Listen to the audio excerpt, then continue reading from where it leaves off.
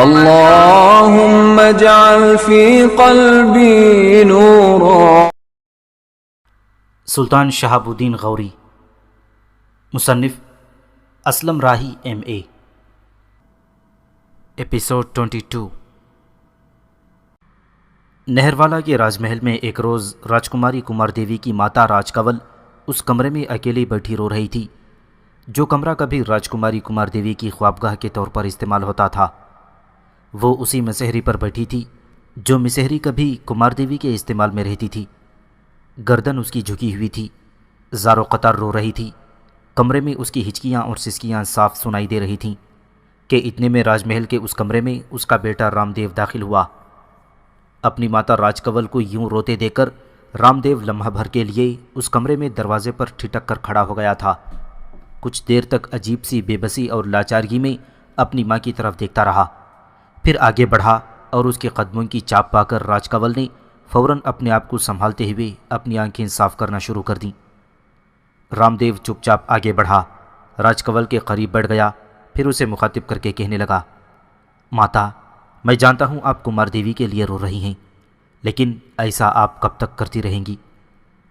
آپ جانتی ہیں کہ اسے تلاش کرنے میں ہم نے کوئی کمی نہیں رہنے دی۔ اپنے مخبر بھی چاروں طرف پھیلائے لیکن اس کا کہیں نام و نشان نہ ملا۔ اتنا کہہ کر رام دیو رکا، کچھ سوچ کر اپنی ماتا راج کنول کو مخاطب کرتے ہوئے کہنے لگا، ماتا، آپ لوگوں نے پہلے ایبا پر شک کیا تھا کہ ایبا میری بہن کو اٹھا کر لے گیا ہوگا۔ میں نے اس وقت بھی مخالفت کی تھی کہ یہ کام ایبا کا نہیں ہو سکتا، بلکہ آپ نے تو یہاں تک کہہ دیا کہ ایبا کمار دیوی کو اٹھا کر لے گیا ہے تو اچھا ہی ہوگا، وہ اس کا خیال رکھے گا، اسے نقصان نہیں پہنچائے گا۔ لیکن میں اور پتا جی نے کمار دیوی کے لیے جو مخبر روانہ کیے تھے ان کے مطابق کمار دیوی کو اٹھا لے جانے میں ایبا کا کوئی ہاتھ نہیں ہے۔ اور پھر سب سے بڑی بات یہ ہے کہ جس وقت ترائن کے میدانوں میں مسلمانوں کے سلطان کے ساتھ ہماری دوسری جنگ ہوئی تھی، اس وقت جو اطلاع ہمارے مخبروں نے دی وہ کچھ اس طرح تھی کہ ایبا نے شادی کر لی تھی۔ اس کی بیوی کا تعلق لامذہب قوم کھکروں سے تھا، اور اسی جنگ کے دوران اس کی بیوی کو اس کے ہم مذہبوں نے مسلمانوں کے پڑاؤ میں داخل ہو کر اسے ہلاک بھی کر دیا تھا۔ اور بعد میں یہ خبر ملی کہ جن لوگوں نے ایبا کی بیوی کو ہلاک کیا تھا ان سے ایبا نے خوب انتقام لے کر ان سب کا خاتمہ کر دیا۔ ماتا، میں جانتا ہوں کمار دیوی کی نگاہوں میں ایبا گر چکا تھا، لیکن وہ ایسا گیا گزرا نہیں تھا جیسا کہ کمار دیوی نے اسے سمجھا تھا۔ اگر وہ یہاں رہتا تو میرا ایک بہترین بازو ثابت ہوتا، لیکن کمار دیوی نے اپنی حماقت کی وجہ سے اسے گوا دیا۔ میں یہ بھی کہتا ہوں کہ اگر ایبا چلا نہ گیا ہوتا اور کمار دیوی ہی کے پاس رہتا تو جن لوگوں نے کمار دیوی کو اٹھا کر ہم سے جدا کیا ہے وہ اسے اٹھا لے جانے کی ہمت نہ کرتے۔ اگر وہ کسی طرح کمار دیوی کو لے بھی جاتے تو ایبا کسی نہ کسی طرح تلاش کر چکا ہوتا۔ یہاں تک کہنے کے بعد رام دیو رکا، ایک لمبا سانس لیا، پھر کہنے لگا، ماتا، یہ بات تو طے شدہ ہے کہ میری بہن کو اٹھانے والے مسلمان نہیں بلکہ ہندو ہیں۔ اب ہمارے مخبروں نے اپنے سارے علاقوں کو کھنگال دیا ہے اور کمار دیوی کا کہیں پتہ نہ چل سکا۔ جہاں تک میرا اندازہ ہے اغوا کرنے والے ہندو کمار دیوی کو اپنے علاقوں میں لے گئے ہوں گے، اور ہماری بدقسمتی ہے کہ مسلمانوں کے علاقوں میں ہم انہیں تلاش نہیں کر سکتے۔ رام دیو رکا، پھر پہلے سے بھی زیادہ دکھ بھرے انداز میں کہہ رہا تھا، ماتا، اس طرح تو آپ رو رو کر اپنی بینائی کو خراب کر لیں گی۔ آپ کیا سمجھتی ہیں مجھے اور پتا جی کو کمار دیوی کے اس طرح کھو جانے کا کوئی غم نہیں ہے؟ ہم پہلے کی طرح کمار دیوی کے کھو جانے سے ایک طرح کے عذاب میں مبتلا ہیں۔ اب حالات کی بدقسمتی کہ ایک اور عذاب ہم پر امڑنے والا ہے۔ رام دیو کے ان الفاظ پر راج کنول نے کافی حد تک اپنے آپ کو سنبھال لیا۔ اپنا چہرہ اس نے صاف کیا، پھر کسی قدر تجسس بھرے انداز میں اسے مخاطب کیا، بیٹے، تم کس قسم کی گفتگو کر رہے ہو؟ ہمارے لیے تو کمار دیوی کا کھو جانا ہی سب سے بڑا عذاب ہے، تم کس دوسرے عذاب کی بات کر رہے ہو؟ رام دیو نے دکھ بھرے انداز میں کہنا شروع کیا، دوسرا عذاب کس نوعیت کا ہے ماتا، یہ تو پتا جی ہی آپ کو بتائیں گے۔ تمہارے پتا جی کہاں ہیں؟ کسی قدر بے چینی کا اظہار کرتے ہوئے راج کنول نے پوچھ لیا۔ رام دیو نے غور سے ماں کی طرف دیکھا، پھر کہنے لگا، ہمارے کچھ مخبر انتہائی اہم خبریں لے کر آئے ہیں، میں بھی پتا جی کے ساتھ ہی تھا، وہ میرے پیچھے پیچھے آ رہے ہیں، ابھی تھوڑی دیر تک آ جاتے ہیں۔ پر ان کے آنے تک تم مجھے تفصیل تو بتاؤ کہ ہمارے مخبر کیا خبریں لائے ہیں۔ رام دیو نے نفی میں گردن ہلائی، نہیں ماتا، یہ تفصیل تو پتا جی ہی بتائیں گے، اس لیے کہ میں جب کبھی اس موضوع پر گفتگو کرتا تھا پتا جی ہی نہیں بلکہ میری بہن کمار دیوی بھی مجھ سے ناراض ہو جایا کرتی تھی، آپ بھی خفگی کا اظہار کرتی تھیں، اور اب یہاں تک کہتے کہتے رام دیو کو خاموش ہو جانا پڑا، اس لیے کہ عین اسی لمحے راجہ بھیم دیو کمرے میں داخل ہوا تھا۔ آگے بڑھ کر وہ راج کنول کے سامنے بیٹھ گیا، تھوڑی دیر تک بڑے غور سے سامنے دیکھتا رہا، پھر دکھ بھرے انداز میں کہنے لگا، راج کنول، تمہارا چہرہ بتاتا ہے کہ تم روتی رہی ہو، اور میرے آنے تک رام دیو شاید تمہیں تسلی اور تشفی دیتا رہا ہے۔ دیکھو، اس طرح اکیلی بیٹھ کر رو گی تو اپنی صحت خراب کر بیٹھو گی۔ تم ایشور سے دعا کرو کہ کمار دیوی کا کہیں سراغ، کہیں کھوج مل جائے، پھر میں اسے نکال لاؤں گا۔ جن لوگوں نے بھی اسے اٹھا لے جانے کی کوشش کی ہے، اگر بھگوان نے بھی میرا ان کا سامنا کیا تو میں انہیں زندہ نہیں چھوڑوں گا۔ بھیم دیو جب رکا تو تفکرات بکھیرتی آواز میں راج کنول بول اٹھی، آپ کی آمد سے تھوڑی دیر پہلے رام دیو کہہ رہا تھا کہ ہمارے کچھ مخبر آئے ہیں اور کوئی بری خبر لے کر آئے ہیں۔ اس موقع پر بھیم دیو کی گردن جھک گئی تھی، کچھ دیر تک وہ سوچتا رہا، پھر کہنے لگا، ہاں، ہمارے مخبر کوئی اچھی خبر لے کر نہیں آئے، تاہم ہمیں پریشان ہونے کی ضرورت نہیں ہے، ان خبروں کا کوئی براہ راست تعلق ہمارے ساتھ نہیں ہے۔ کیسی خبریں؟ راج کنول نے اپنے الفاظ پر زور دیتے ہوئے پھر پوچھ لیا۔ کندھے اچکاتے ہوئے بھیم دیو کہنے لگا، بہت ہی پرانی قسم کی خبریں ہیں، مسلمانوں کے مختلف علاقوں پر حملہ آور ہونے کی خبریں۔ مسلمانوں کے سلطان نے جب ترائن کے میدانوں میں ہندوستان کے راجاؤں کو شکست دی تھی تو یہ امید ہو چلی تھی کہ مسلمانوں کے سلطان نے پہلی جنگ میں پسپائی کا انتقام لے لیا ہے، اب وہ مزید پیش قدمی نہیں کرے گا اور دریائے سرسوتی سے ہی لوٹ جائے گا، لیکن ایسا نہیں ہوا۔ راجہ پرتھوی راج اور گوبند رائے تو جنگ میں ہی مارے گئے تھے۔ اجمیر والوں کی خوش قسمتی کہ مسلمانوں نے پرتھوی راج کے بیٹے کولا کو بحال کر دیا، دہلی پر انہوں نے قبضہ کر لیا۔ اب جو بری خبریں ہم تک پہنچی ہیں وہ یہ ہیں کہ اب تک قنوج اور بنارس ہمارے مذہبی مرکزی مسلمانوں کے ترکتاز سے بچے ہوئے تھے۔ سلطان پھر حرکت میں آیا اور چندواڑ کے میدان میں اس نے جے چند اور پرتھوی راج کے عزیز بھیم راج کو شکست دی۔ قنوج اور بنارس کے علاقوں پر مسلمانوں کا قبضہ ہو گیا ہے۔ بھیم دیو جب خاموش ہوا تو کچھ دیر تک کمرے میں خاموشی رہی، پھر کانپتی آواز میں راج کنول کہنے لگی، اس کا مطلب ہے کہ اب ہماری باری ہے اور مسلمان اب ہمیں اپنا ہدف بنائیں گے۔ میرے خیال میں جو باتیں رام دیو کہا کرتا تھا وہ سچی ثابت ہو رہی ہیں۔ اس موقع پر ایک غائر نگاہ رام دیو نے اپنے باپ بھیم دیو پر ڈالی، پھر اپنی ماں کو مخاطب کر کے کہنے لگا، ایسی باتیں نہ کریں، اس لیے کہ ایسی باتیں پتا جی کو ناگوار گزرتی ہیں۔ یہ میرا کہا سننے کے لیے تیار ہی نہیں ہیں اور نہ ان پر اعتبار کرتے ہیں۔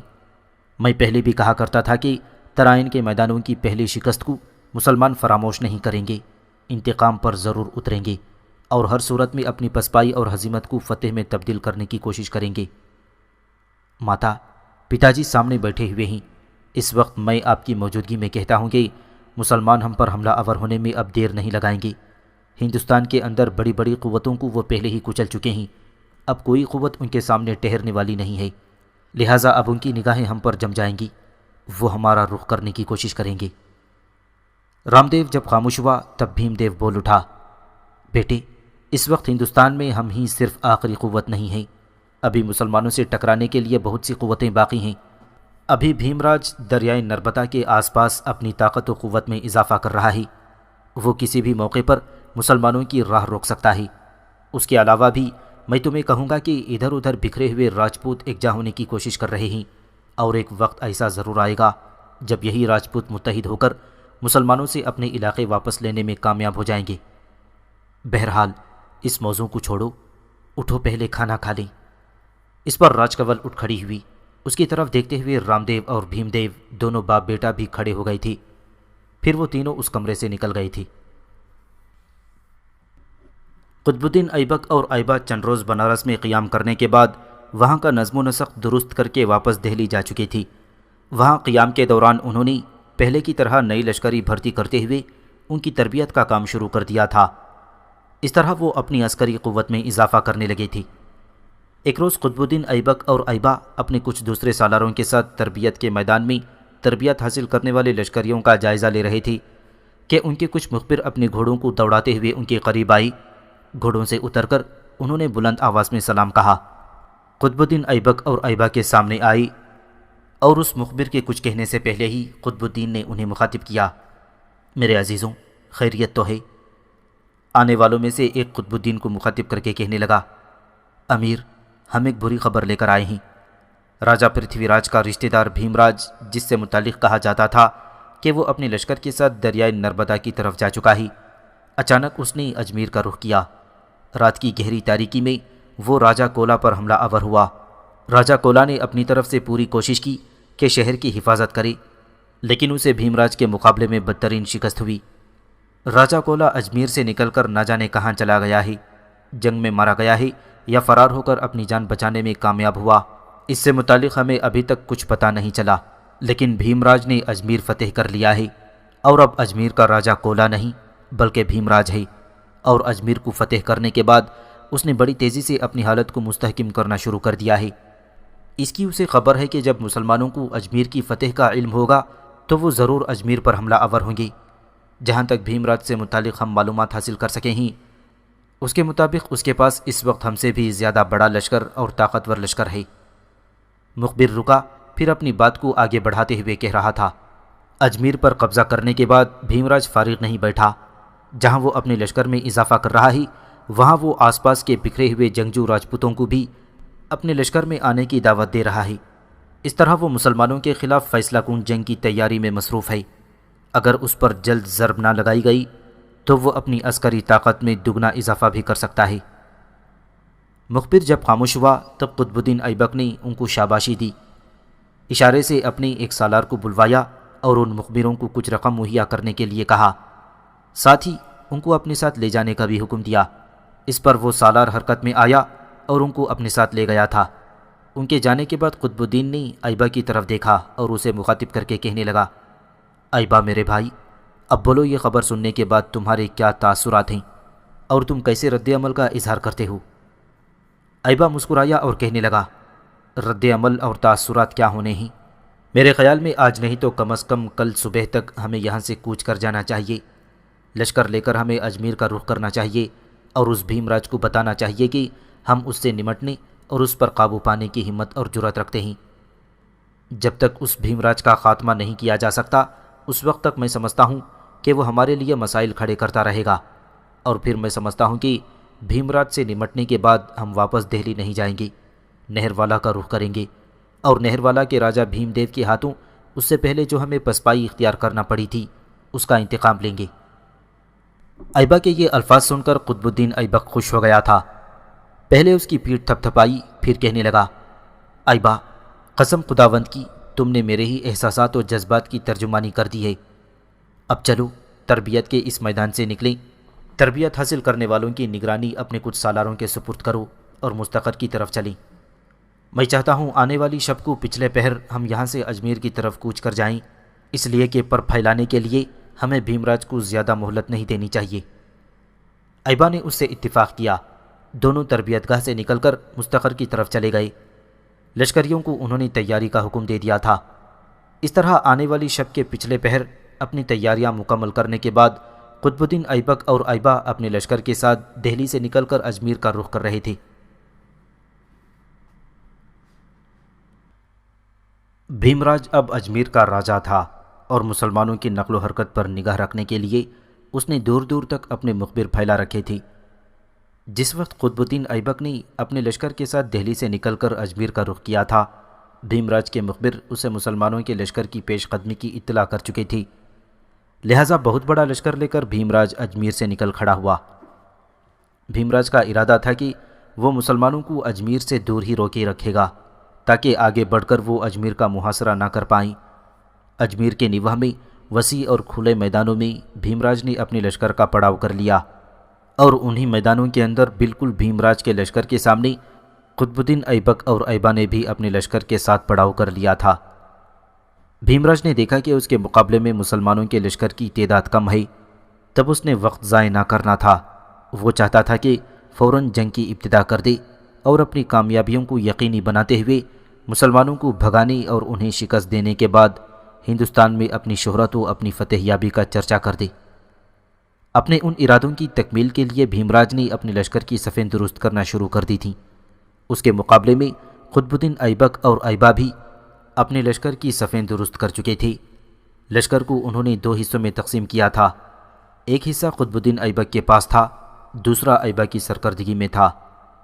اپنے اپنے حصے کے لشکر کے سامنے قطب الدین ایبک اور ایبا بالکل مستعد اور تیار تھے۔ شاید وہ بھیم راج کو پہلے حملہ آور ہونے کا موقع فراہم کرنا چاہتے تھے۔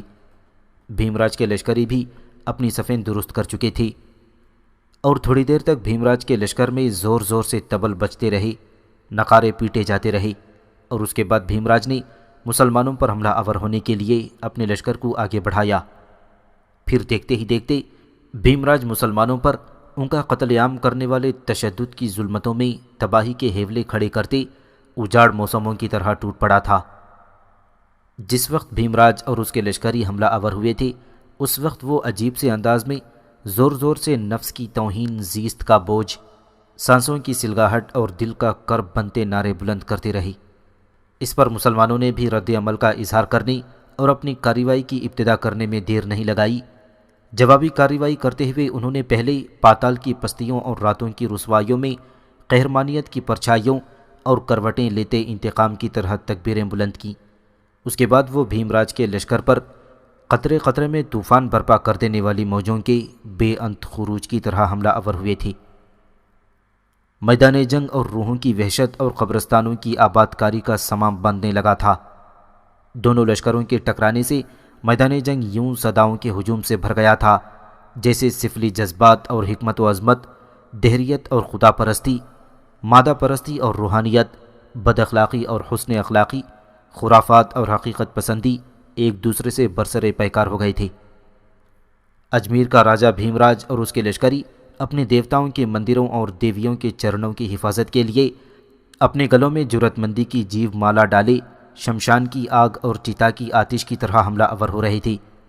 وہ گنگا کے نیلے دھارے کی سوگند کھا کر دیوتاؤں کا سراب اور دیویوں کی شکتی کی سندرتا بن کر اپنی فتح، اپنی کامیابی کو یقینی بنانے کی کوششوں میں لگے ہوئے تھے، جبکہ ان کے مقابلے میں مسلمان لشکری بھی آندھیوں کے جھگڑوں کے منظر بنتے بگولوں کی طرح حملہ آور ہو رہے تھے۔ وہ دھرتی کے اندھے راستوں پر اپنی فتح کو یقینی بنانے کے لیے اپنے ساحرانہ عمل کی ابتدا کر چکے تھے۔ مسلمان لشکری اور مجاہد بپھر بپھر کر اٹھتے اندھیاؤں، امنڈ امٹ کر پھیلتے طوفانوں کی طرح حملہ آور ہوتے ہوئے راجہ بھیم راج کے لشکر کی صفوں کا خاتمہ کرنے لگے تھے۔ دونوں طرف کے لشکری ٹڈی دل کی طرح ایک دوسرے پر پھیلتے ہوئے اپنی کارروائیاں کر رہے تھے۔ کچھ دیر تک تلواروں کی چھاؤں، تیروں کی بارش، مرگ کے طوفانی سایوں اور موت کے شرر و برق تلے آتش زنی اور خون ریزی کا طوفان جاری تھا، یہاں تک کہ قطب الدین ایبک اور ایبا نے زوردار حملہ کرتے ہوئے بھیم راج کے لشکر کی اگلی کئی صفوں کا صفایا کرتے ہوئے بھیم راج کے لشکر کے وسطی حصے کا رخ کرنا شروع کر دیا تھا۔ اس سے پہلے بھیم راج جو اپنے لشکر کے وسطی حصے میں تھا، چلا چلا کر زوردار آواز میں مسلمانوں پر حملہ آور ہونے کے لیے اپنے لشکریوں کو انگیخت کر رہا تھا۔ دائیں بائیں ہاتھ لہراتے ہوئے اپنے لشکریوں کو پیش قدمی کرنے کا حکم دے رہا تھا، اور ان کے ذہن میں یہ بات بھی ڈال رہا تھا کہ مسلمانوں کے مقابلے میں اس کے لشکر کی تعداد بہت زیادہ ہے، لہٰذا اس کی کامیابی اور فتح یقینی ہے۔ لیکن جب مسلمانوں نے بھیم راج کے لشکر کی اگلی کئی صفوں کا صفایا کر کے رکھ دیا تھا تو بھیم راج پریشانی کا شکار ہوا اور لشکر کے وسطی حصے میں وہ پیچھے ہٹ گیا تھا۔ اب لمحہ بلمحہ مسلمانوں کے مقابلے میں بھیم راج کے لشکر کی حالت بد سے بدتر ہونا شروع ہو گئی تھی۔ کچھ دیر کی مزید جنگ کے بعد نقشہ ایک دم بدلنے لگا، اس لیے کہ سامنے کے حصے میں قطب الدین ایبک اور ایبا نے اپنے لشکر کو پھیلاتے ہوئے بھیم راج کے لشکر کے دائیں بائیں سے بھی حملہ آور ہونا شروع کر دیا تھا۔ یوں ایک طرح سے بھیم راج کے لشکر کو سہ طرفہ گھیراؤ میں محصور کرنے کی کوشش کی گئی، اور اس کے بعد تینوں اطراف سے بھیم راج کے لشکریوں کا قتل عام شروع ہو گیا تھا۔ تھوڑی دیر کی مزید جنگ کے بعد بھیم راج کے لشکری پیچھے ہٹنا شروع ہوئے، پسپائی اختیار کی، اس کے بعد انہیں شکست ہوئی اور وہ بھاگ کھڑے ہوئے۔ بھیم راج کی بدقسمتی کہ اسے گرفتار کر لیا گیا۔ اس طرح اجمیر کے نیواہ میں بھیم راج کے لشکر کو بدترین شکست ہوئی اور اس کے لشکری اپنی جانیں بچانے کی خاطر ادھر ادھر بھاگنے لگے۔ ان میں سے اکثریت نے اجمیر کا رخ نہیں کیا تھا، اس لیے کہ وہ جانتے تھے کہ انہوں نے اجمیر میں جا کر محصور ہونے کی کوشش کی تو مسلمان آگے بڑھ کر اجمیر کا محاصرہ کر لیں گے اور شہر کے اندر جس قدر لشکری پناہ لیں گے سب کو موت کے گھاٹ اتار دیں گے۔ لہٰذا اجمیر کی طرف جانے کے بجائے انہوں نے مختلف سمتوں میں بھاگ جانے میں ہی اپنی عافیت سمجھی۔ اس طرح قطب الدین ایبک اور ایبا کو اجمیر کے نیوہ میں شاندار فتح نصیب ہوئی۔ جنگ کے بعد کچھ دیر تک ایبا اور قطب الدین ایبک اپنے زخمیوں کی دیکھ بھال کرتے رہے۔ جنگ کے دوران جن لشکریوں اور سالاروں نے اچھی اور عمدہ کارکردگی کا مظاہرہ کیا تھا انہیں خوب نوازا بھی گیا۔ پھر قطب الدین ایبک، ایبا اور دوسرے سالار ایک جگہ بیٹھ گئے اور قطب الدین نے بھیم راج کو اپنے سامنے لانے کا حکم دیا۔ یہ حکم سنتے ہی چند مسلح جوان بھیم راج کو پکڑ لائے اور اسے قطب الدین ایبک کے سامنے لا کھڑا کر دیا۔ قطب الدین تھوڑی دیر تک بڑے غور سے اس کی طرف دیکھتا رہا۔ اس وقت وہ بے حد سنجیدہ اور غصے کی حالت میں بھی تھا۔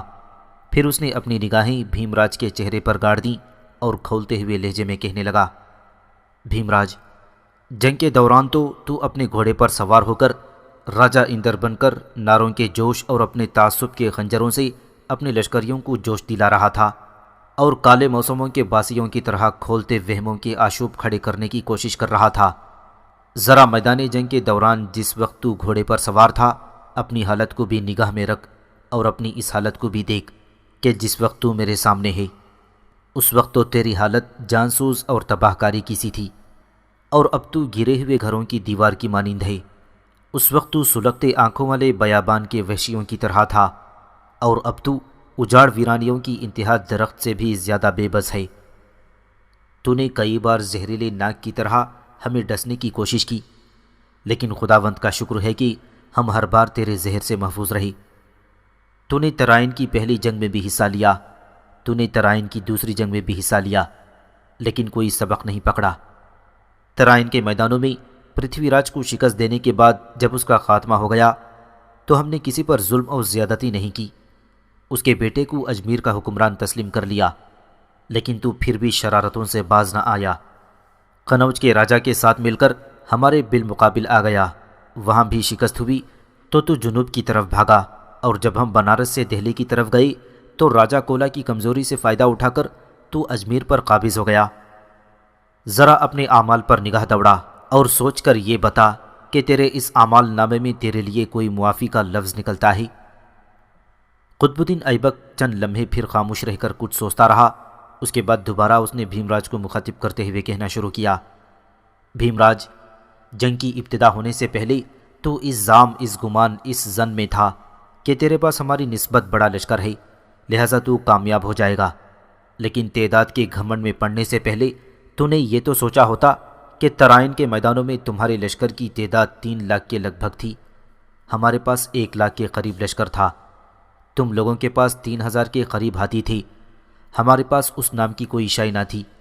اس کے باوجود ہم نے تم لوگوں کو عبرت خیز شکست دے کر مار بھگایا۔ جب تم نے اس موقع سے فائدہ نہ اٹھایا تو کم از کم جس وقت تمہیں جے چند کے ساتھ شکست کا سامنا کرنا پڑا تھا اس وقت ہی تم اطاعت اور فرمانبرداری قبول کر لیتے تو ہم یقینی طور پر تمہیں معاف کر دیتے، اور ہو سکتا ہے کسی علاقے کی حاکمیت پر بھی مقرر کر دیتے، لیکن تو نے اپنے لیے ہر سنہری موقع کو اپنے ہی پاؤں تلے روند کر اپنے آپ کو ناقابل تسخیر قوت سمجھنا شروع کر دیا۔ تو نے دھوکہ دہی سے کام لے کر ایک دم جنوب سے نکل کر اجمیر پر قبضہ کر لیا، لہٰذا جب میں تمہارے سیاہ اعمال نامے پر نظر ڈالتا ہوں تو ہر طرح سے تمہارے لیے سزائیں مرقوم ہیں، اس لیے میں تمہیں معاف نہیں کر سکتا، چونکہ تم وہ ناگ ہو جو بار بار ڈسنے کا عادی ہو۔ اس کے ساتھ ہی ہاتھ کے اشارے سے قطب الدین ایبک نے اپنے ایک سالار کو بلوایا، سارا معاملہ اسے سمجھایا۔ اس پر وہ سالار کچھ مسلح جوانوں کے ساتھ بھیم راج کو پکڑ کر ایک طرف لے گیا اور اس کا سر قلم کر کے رکھ دیا۔ اس طرح اجمیر کے نیوہ میں بھیم راج کا خاتمہ کر دیا گیا۔ اس کے بعد قطب الدین ایبک اور ایبا نے اپنی لشکر کے ساتھ میدان جنگ سے کوچ کیا، اجمیر شہر کا رخ کیا اور فاتح کی حیثیت سے شہر میں داخل ہوئے۔ اب اجمیر شہر کو انہوں نے اپنی عملداری اور سلطنت میں شامل کر لیا تھا۔ قطب الدین ایبک اور ایبا نے لشکر کا پڑاؤ شہر سے باہر قیام کیا تھا اور دونوں شہر کے نظم و نسق میں لگ گئے تھے۔ ایک روز ایبا اپنی لشکرگاہ میں مغرب کی نماز ادا کرنے کے بعد اپنے خیمے کی طرف جانے لگا تو اچانک پیچھے سے کسی نے اسے پکارا، امیر ذرا رکیے۔ ایبا رک گیا۔ اس نے مڑ کر دیکھا تو پکارنے والا رامداس تھا، وہی رامداس جس نے راجکماری کمار دیوی کو سنگرام اور دیوداس کے چنگل سے نجات دلائی تھی۔ اس کی طرف غور سے دیکھتے ہوئے ایبا نے اسے مخاطب کیا، میرے عزیز، تو اپنی شکل اور لباس سے ہندو لگتا ہے، بتا تو کون ہے، اس لیے کہ اس سے پہلے میں تیرے چہرے سے شناسا نہیں ہوں۔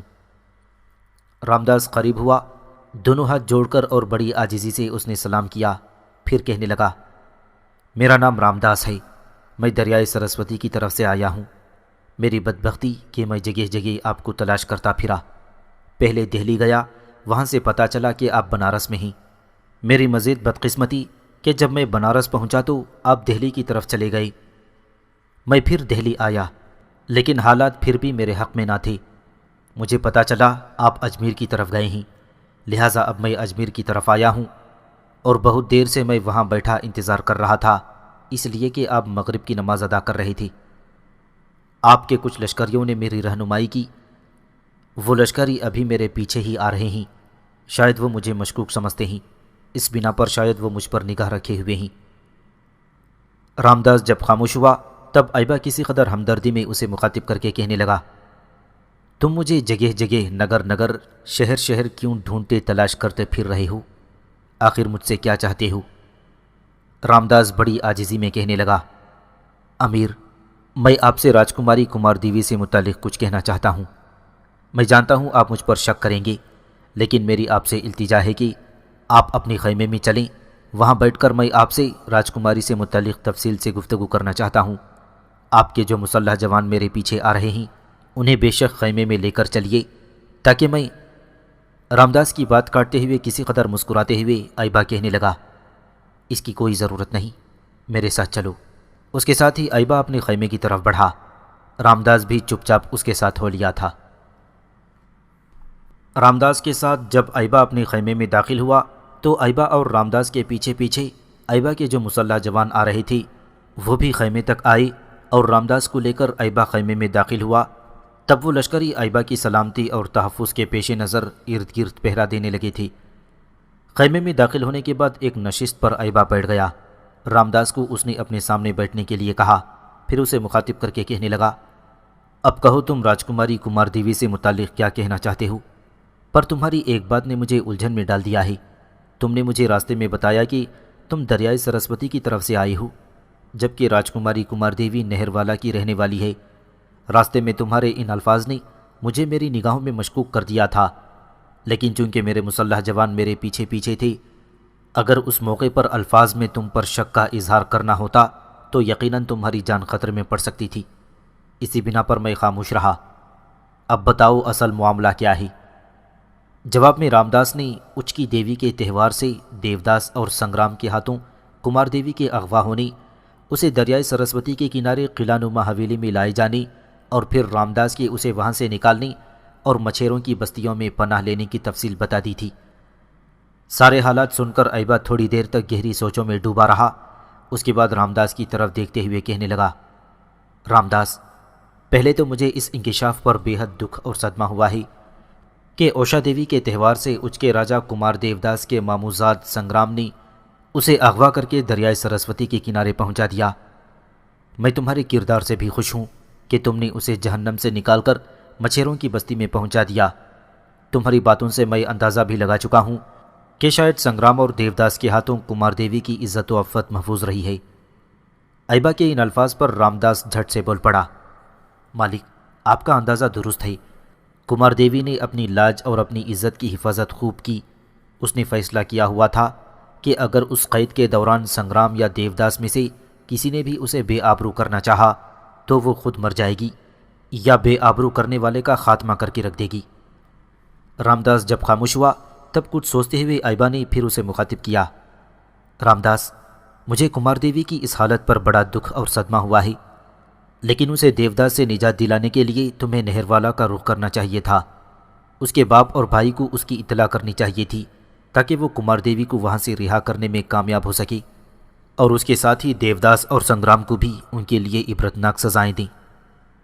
ایبا جب خاموش ہوا تو دکھ بھرا لمبا سانس لیتے ہوئے رامداس بول اٹھا، مالک، میں تو پہلے ہی آپ کو تلاش کرتے کرتے تھک چکا ہوں، پھر نہر والا کتنی دور ہے؟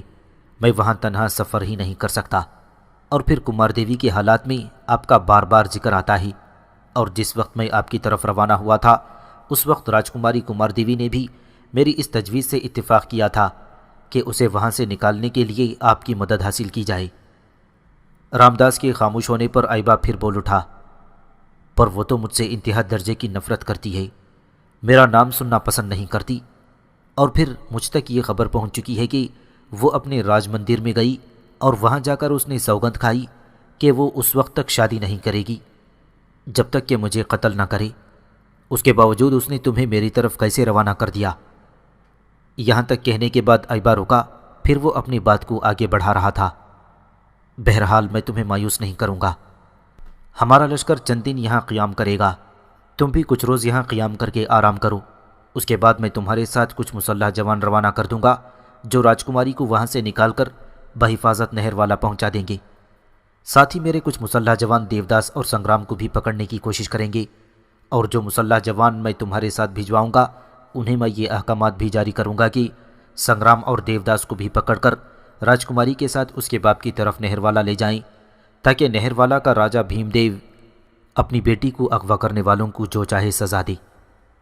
یہاں تک کہنے کے بعد آئبہ تھوڑی دیر کے لیے رکا، پھر رامداس کی طرف دیکھتے ہوئے کہہ رہا تھا، رامداس، اس موقع پر میرے ذہن میں ایک اور تجویز بھی ہے، پتہ نہیں تم اس سے اتفاق کرتے ہو یا نہیں۔ رامداس نے بڑی ممنونیت سے آئبہ کی طرف دیکھا، پھر کہنے لگا، آپ کہیں کیا کہنا چاہتے ہیں؟ میں کیوں آپ کی تجویز سے اتفاق نہیں کروں گا؟ جواب میں آئبہ نے کچھ سوچا، پھر رامداس کو مخاطب کر کے کہنے لگا، رامداس، میں چاہتا ہوں تم ایک دو دن یہاں قیام اور آرام کر کے واپس چلے جاؤ۔ میں چاہتا ہوں تمہارے جانے کے بعد کچھ مسلح جوانوں کو دریائے سرسوتی کی طرف روانہ کروں۔ یہ بھی ممکن ہے کہ جب میرے آدمی کمار دیوی کو یہاں سے نکالنے کے لیے روانہ ہوں گے تو دیوداس اور سنگرام بھی اپنے مسلح جوانوں کو اکٹھا کر کے ہمارے آدمیوں پر حملہ آور ہو جائیں گے۔ اگر ایسا ہوا تو اس کے بیک وقت 3 نقصانات سامنے آئیں گے۔ اول یہ کہ جو آدمی یہاں سے کمار دیوی کو نکالنے کے لیے بھیجواؤں گا ان کی جانیں خطرے میں پڑ جائیں گی۔ دوم یہ کہ راجکماری پھر دیوداس اور سنگرام کی گرفت میں چلی جائے گی۔ اگر ایسا ہوا تو وہ دونوں اسے کہیں ایسی جگہ لے جائیں گے جہاں پھر راجکماری کا نام و نشان نہ ملے گا۔ اگر وہ ایسا نہیں کریں گے تو انتقامی کارروائی کرتے ہوئے وہ اس کا خاتمہ بھی کر سکتے ہیں۔ تیسری بات یہ ہے کہ جن ماہی گیروں کی بستی میں اس وقت کمار دیوی نے پناہ لے رکھی ہے، ماہی گیروں کی وہ بستی بھی سنگرام، دیوداس اور اس کے مسلح جوانوں کی اذیت کا شکار ہو جائیں گی، اور میں ایسا نہیں چاہتا۔ اس وقت جو میرے ذہن میں تجویز آتی ہے وہ یوں ہے کہ پہلے تم اکیلے واپس جاؤ، میرے مسلح جوانوں کو تمہارے ساتھ نہیں جانا چاہیے۔ اس کا بھی ایک پہلو ہے، اور وہ اس طرح کہ اگر سنگرام اور دیوداس کو خبر ہو گئی کہ راجکماری کمار دیوی کو وہاں سے نکالنے کے لیے تم ہمارے مسلح جوان لے کر گئے ہو، تو ان پر یہ بات واضح ہو جائے گی کہ اس حویلی سے کمار دیوی کے فرار کے ذمہ دار بھی تم ہو، لہٰذا وہ تمہارا قتل کرنے کی کوشش کریں گے، اور میں ایسا بھی نہیں چاہتا۔ 2 دن کے بعد تم اکیلے یہاں سے روانہ ہو جانا، مزید 2 دن کا وقفہ ڈال کر میرے مسلح جوان یہاں سے تمہاری بستی کی طرف آئیں گے۔ پہلے وہ دیوداس اور سنگرام اور ان کے مسلح جوانوں کا محاصرہ کر کے گرفتار کر لیں گے۔ ان کی گرفتاری کے بعد رات کے وقت کمار دیوی کو ماہی گیروں کی بستی سے نکالا جائے گا، اور یہ کام دن میں نہیں کیا جائے گا۔ اس طرح ماہی گیروں کی بستی پر بھی حرف گیری آئے گی، اور میں چاہتا ہوں کہ جب پہلے دیوداس اور سنگرام گرفتار ہو جائیں گے، اس کے بعد رات کی تاریکی میں کمار دیوی کو بھی وہاں سے نکال کر مسلح جوانوں کی سرکردگی میں تینوں کو نہر والا کی طرف بھجوا دیا جائے گا۔ اس وقت نہر والا کے راجہ کے سامنے کمار دیوی خود اپنے حالات پیش کرے گی، اور نہر والا کا راجہ جو چاہے دیوداس اور سنگرام سے سلوک کرے۔ اب بولو تمہارا اس سلسلے میں کیا خیال ہے؟ آئبہ جب خاموش ہوا تو جواب میں رامداس کچھ دیر تک خاموش رہ کر سوچتا رہا، پھر اس کی طرف دیکھا اور کہنے لگا، جو کچھ آپ نے کہا ہے میں اس سے مکمل طور پر اتفاق کرتا ہوں۔ میں سمجھتا ہوں آپ کے اس پر عمل کرنے سے نہ صرف میں بلکہ کمار دیوی بھی محفوظ رہے گی۔ اس کے ساتھ ہی ماہی گیروں کی بستی بھی دیوداس، سنگرام اور ان کے ساتھیوں کے انتقام سے بچی رہے گی۔ میں آپ کا شکریہ ادا کرتا ہوں کہ آپ نے مجھے اپنے خیمے میں بٹھا کر تفصیل مجھ سے سنی، اور میری استدعا پر آپ کمار دیوی کی مدد کے لیے تیار ہو گئی۔ اس سے پہلے جو تفصیل مجھ تک پہنچی ہے اس کے مطابق کمار دیوی نے آپ سے اچھا سلوک نہیں کیا تھا اور اب وہ اپنے اس سلوک پر پچھتا بھی رہی ہے۔ رام داس کے اس جواب پر ایبا خوش ہو گیا تھا۔ اس کے بعد اس نے کسی کو آواز دے کر بلوایا۔ اس پکار کے جواب میں مسلح جوان خیمے کے دروازے پر نمودار ہوا اور اسے مخاطب کر کے ایبا کہنے لگا، یہ ہمارا مہمان ہے، اس کے رہنے اور کھانے کا انتظام کرو۔ 2 دن یہ یہاں قیام کرے گا، اس کے بعد یہاں سے رخصت ہو جائے گا۔ ساتھ ہی رام داس کی طرف دیکھتے ہوئے ایبا کہنے لگا، رام داس، رخصت ہونے سے پہلے مجھ سے مل کر جانا، میں پھر اس موضوع پر تم سے گفتگو کروں گا۔ اب تم جاؤ، جا کر آرام کرو۔ اس کے ساتھ ہی رام داس اٹھا اور مسلح جوان اسے اپنے ساتھ لے گیا۔ 2 دن بعد رام داس دریائے سرسوتی کی طرف چلا گیا تھا، جبکہ قطب الدین ایبک اور ایبا اپنے لشکر کو لے کر نہر والا کی طرف پیش قدمی کر رہے تھے۔